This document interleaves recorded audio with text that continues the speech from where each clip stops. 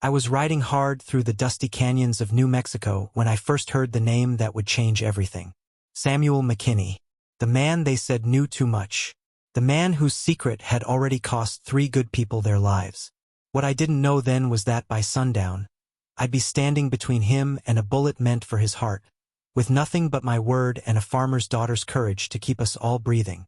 The year was 1847, and the territory was wild as a Mustang with its tail on fire. I'd been tracking rustlers through the Sangre de Cristo Mountains for the better part of 2 weeks when word reached me in the settlement of Cimarron. A telegram had come through from Santa Fe, and it wasn't good news. 3 men dead in as many towns, all of them connected to something that happened 20 years back during the Mexican War. Something about gold that never made it to California, and a secret that somebody wanted buried deeper than a coffin in Boot Hill. The first victim was found outside Taos, throat cut clean as a Sunday sermon. Name was William Hartley, used to be a cavalry scout.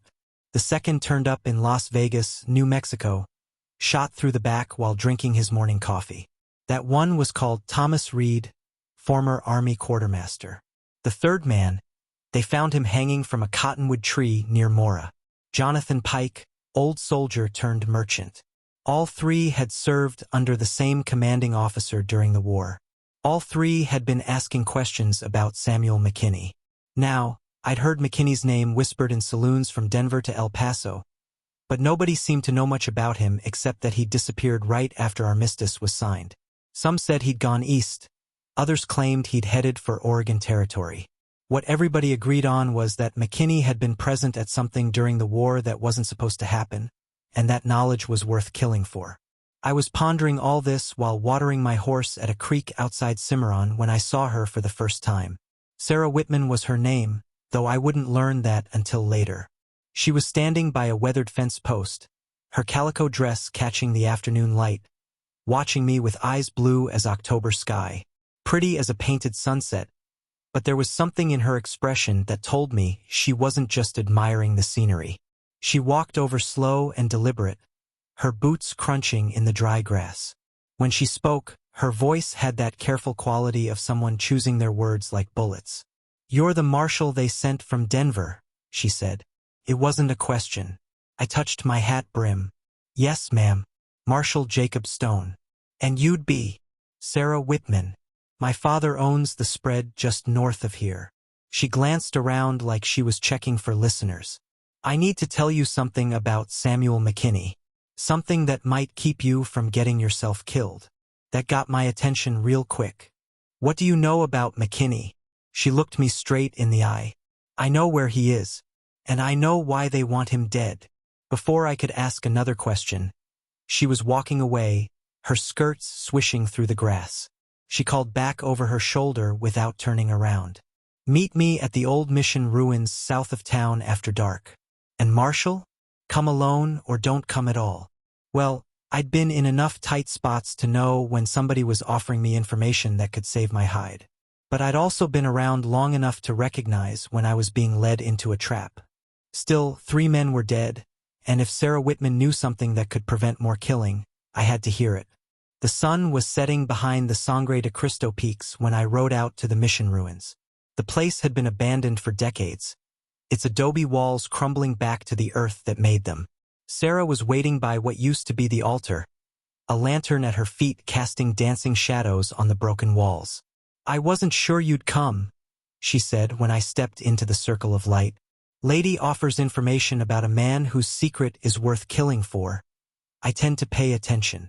I settled my hand near my gun, but not threatening, just ready.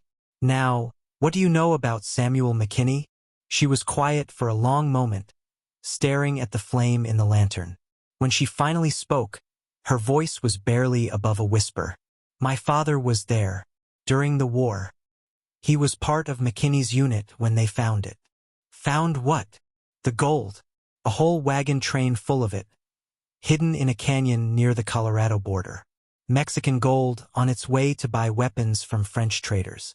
McKinney's unit was supposed to report it to their commanding officer, but..." She trailed off, shaking her head. "But what?" "But their commanding officer was Colonel Marcus Thornfield, and Thornfield had his own plans for that gold.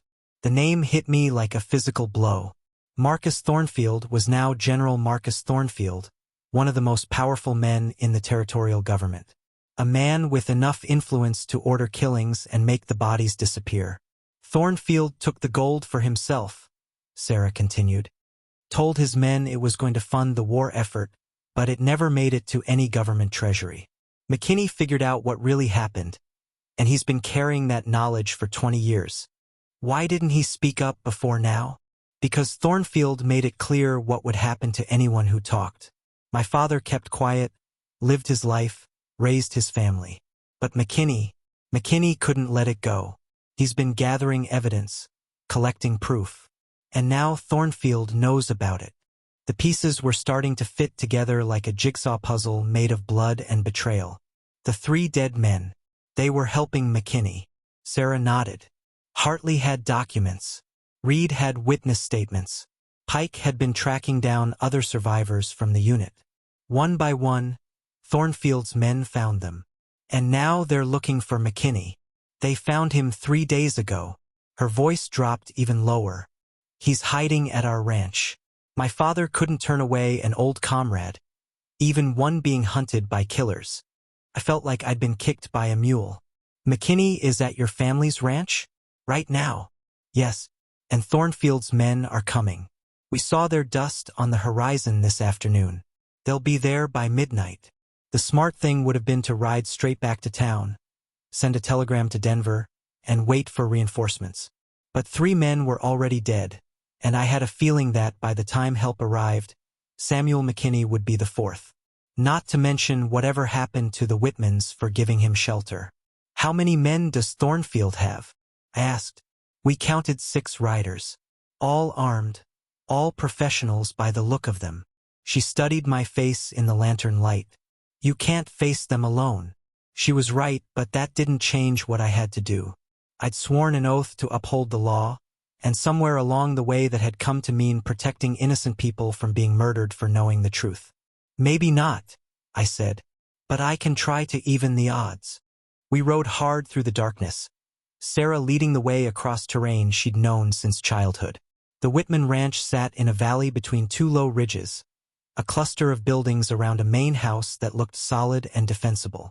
Smoke was rising from the chimney, and lamplight glowed in the windows.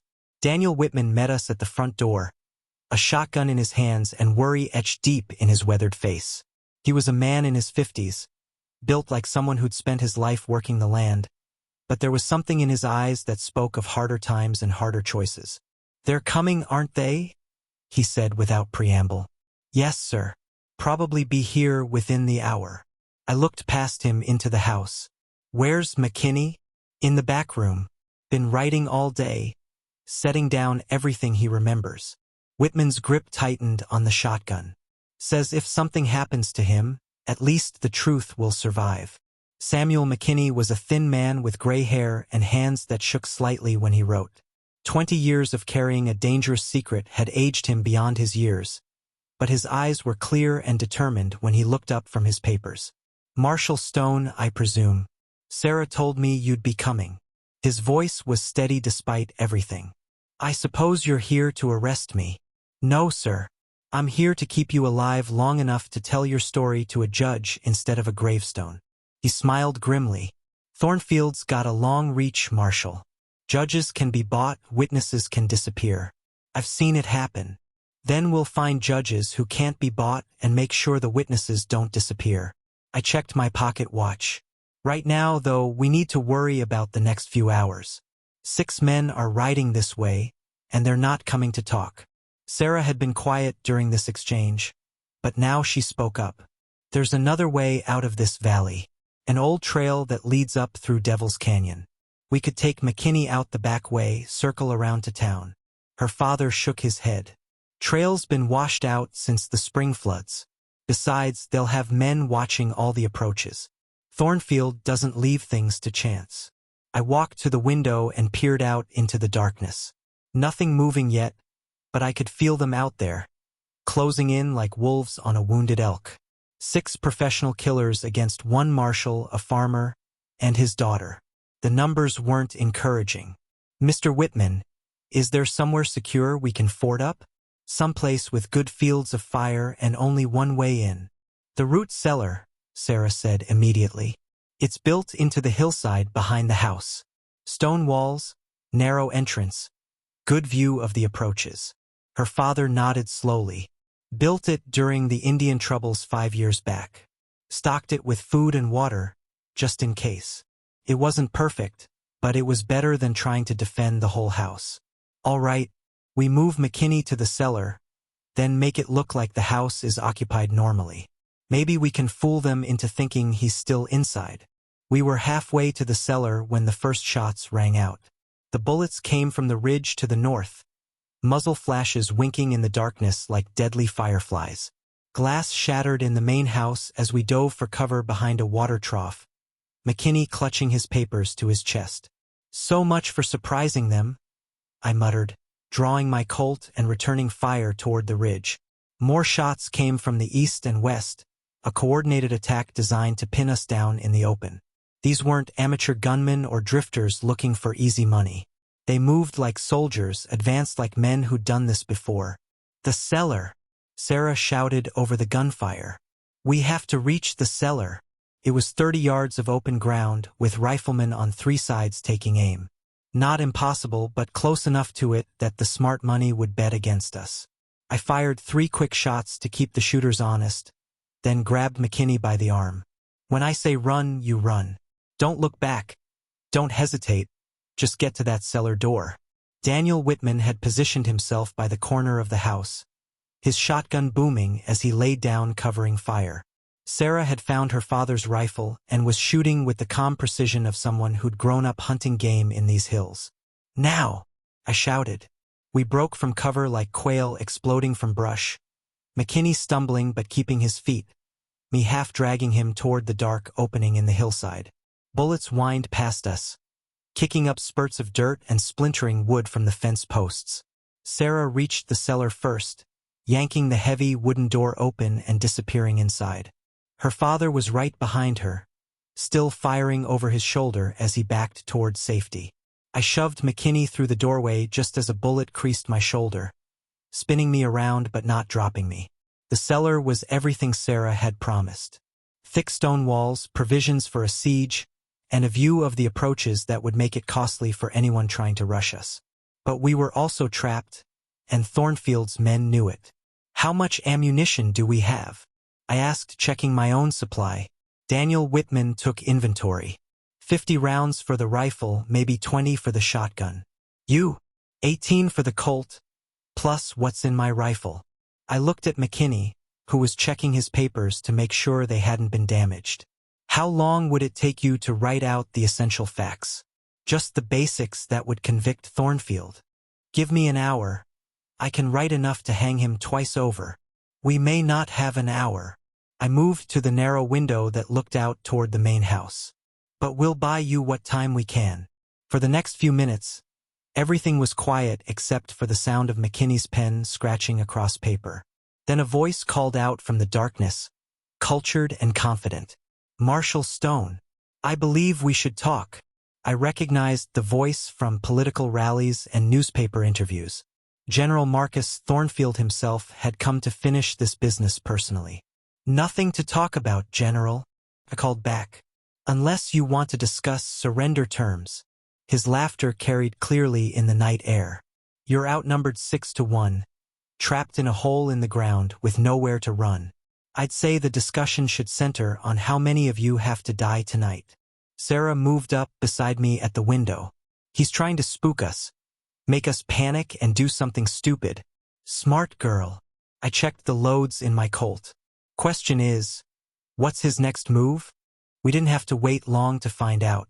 A burning brand came sailing through the air, landing on the roof of the main house. Then another and another. Within minutes, the building was blazing like a signal fire, casting dancing light across the entire valley. Burning us out, Daniel Whitman said grimly, making sure we can't slip away in the darkness. But the fire did more than eliminate our cover. It also revealed the positions of Thornfield's men as they moved to surround the cellar. I counted 6 figures in the firelight, just as Sarah had said.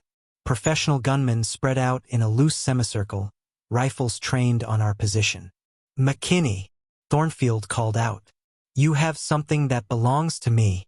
Return it, and perhaps we can avoid further bloodshed."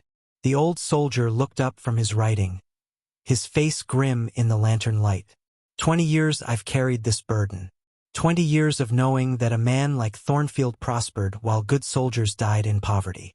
He went back to his writing. Let him come and take it. That's when I heard the sound that changed everything. Hoofbeats, coming fast from the direction of town. Not the measured pace of men trying to be stealthy, but the hard gallop of riders in a hurry. Thornfield heard it too. "Johnson, Peters, check the trail."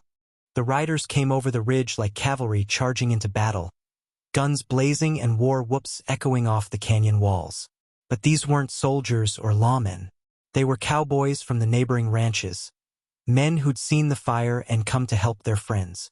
Tom Bradley from the Circle K was in the lead, his Winchester speaking rapid fire as he bore down on Thornfield's position.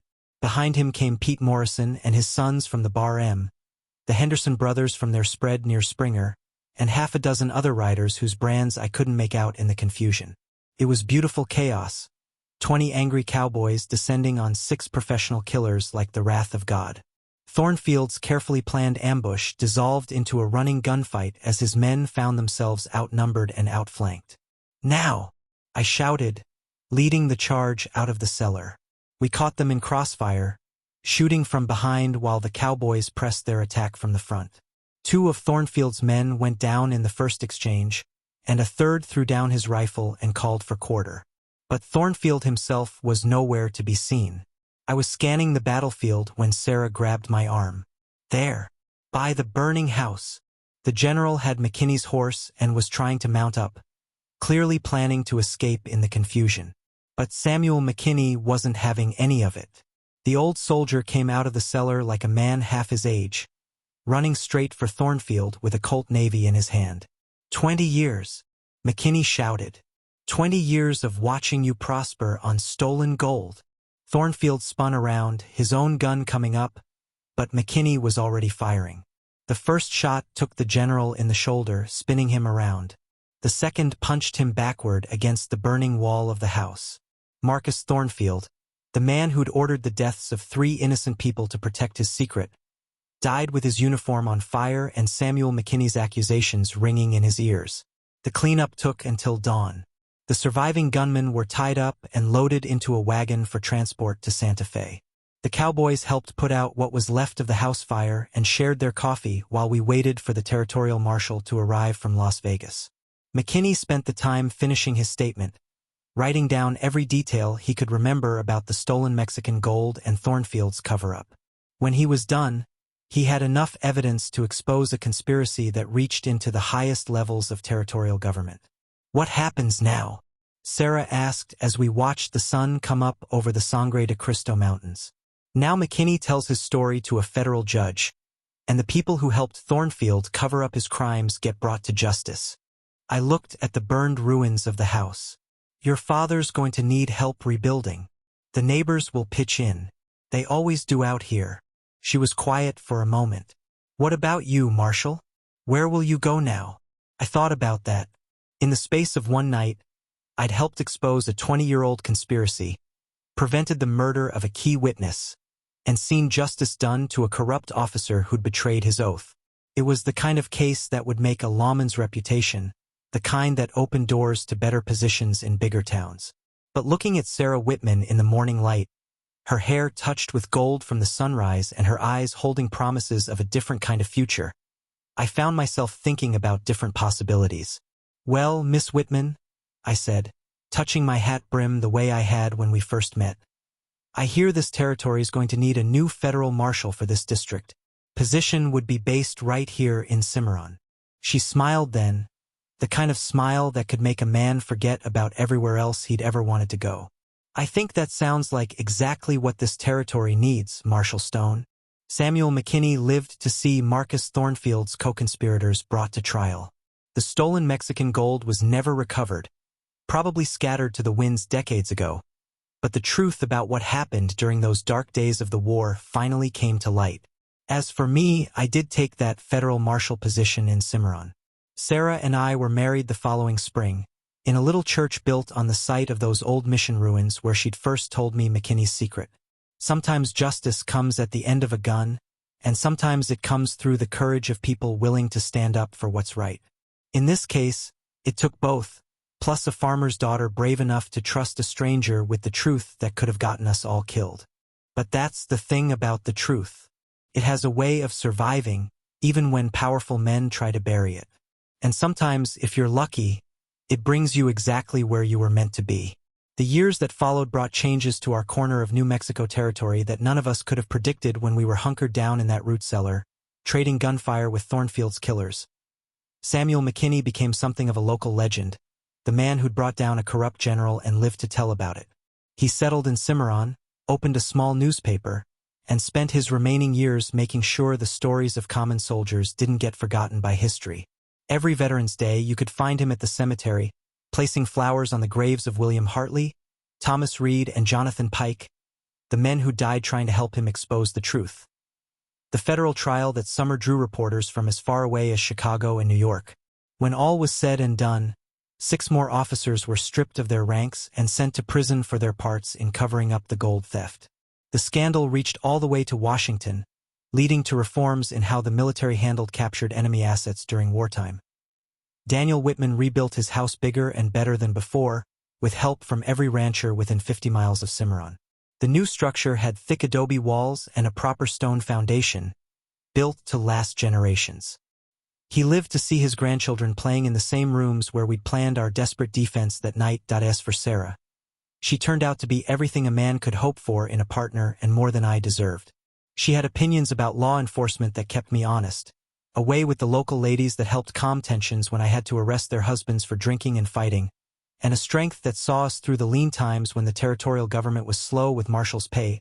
We had 4 children together, 2 boys who inherited their mother's steady aim with a rifle, and 2 girls who got her blue eyes and stubborn streak. The oldest boy, Samuel Daniel Stone, named after both McKinney and his grandfather, eventually followed me into law enforcement. The youngest, Mary Catherine, became the first schoolteacher in Cimarron with a college degree from back east. But what struck me most in the quiet years that followed was how many people came forward with their own stories once Thornfield's death made it safe to speak. Soldiers who'd been threatened into silence, territorial officials who'd been pressured to look the other way, even some of Thornfield's own men who'd grown sick of following orders they knew were wrong. It made me realize that corruption thrives in silence and dies when good people find the courage to speak truth to power. McKinney's 20 years of carrying that burden alone might have seemed like cowardice to some, but I understood it differently. Sometimes a man has to wait for the right moment, when he has allies he can trust and evidence that can't be ignored. The Mexican gold was never found, despite treasure hunters combing every canyon and cave in northern New Mexico for years afterward. McKinney always suspected that Thornfield had spent most of it gradually, using it to buy political influence and finance his rise through the ranks. But a few bars might still be buried out there somewhere, waiting for some lucky prospector to stumble across them. I retired from federal service in 1867, 20 years after that night at the Whitman Ranch. By then, Cimarron had grown into a proper town with a railroad depot, 3 churches, and a mayor who actually got elected instead of appointed by whoever had the most guns. The wild days of the territory were giving way to statehood, and younger men were better suited to handle the challenges that came with civilization. Sarah and I bought a small spread just outside town, where we raised cattle and horses and grandchildren with equal enthusiasm. On clear evenings, we'd sit on the porch and watch the sun set behind the Sangre de Cristo peaks, the same mountains that had witnessed so much violence and betrayal 20 years before. McKinney passed away in 1873, peacefully in his sleep at the age of 71. His funeral drew people from 3 territories, including some of the cowboys who'd charged over that ridge to save us all those years before. We buried him in the Cimarron Cemetery, with a headstone that read simply, Samuel McKinney, soldier, truth-teller, friend. Sometimes late at night, when the wind was blowing down from the mountains and the coyotes were singing their ancient songs, Sarah would ask me if I ever regretted staying in Cimarron instead of taking one of those federal positions in Denver or Santa Fe that kept getting offered to me over the years. The secret that nearly cost us our lives that night became the foundation for everything good that followed. And that, I reckon, is about the best ending any story can hope for.